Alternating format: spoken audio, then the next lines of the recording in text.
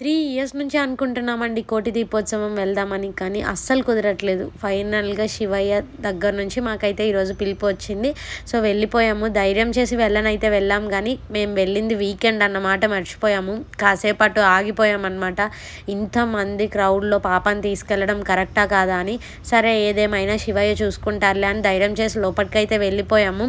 కానీ అక్కడ ఎటువంటి ఇబ్బంది లేదు. క్రౌడ్ చాలా ఉండడం మాట కరెక్టే. కానీ తోసుకోవడం, నెట్టుకోవడం, తొక్కుకోవడం ఇట్లా ఏమీ లేదండి. లిటరల్‌గా చాలా అంటే చాలా పీస్‌ఫుల్‌గా అనిపించింది. ఇంతమంది క్రౌడ్‌లో ఇంతమందిని చూసుకుంటూ, ఇంతమంది శివయ్య సేవలో లీనమైపోయి, అలా దేవుని పాటలు అక్కడ వింటా, భజన చేసుకుంటా చాలా అంటే చాలా హ్యాపీగా అనిపించింది.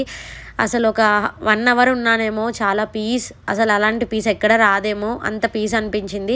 ఆ రోజు సీఎం గారు కూడా వచ్చారండి. సో, అందరూ ఆ దీపాలే ముట్టించాలంటే ఛాన్స్ ఉండదు కదా! సో, మేమైతే బయట నుంచి తీసుకొని అక్కడ ముట్టించుకున్నాము. ఆ ఛాన్స్ కూడా ఉందండి. చాలా హ్యాపీగా అనిపించింది.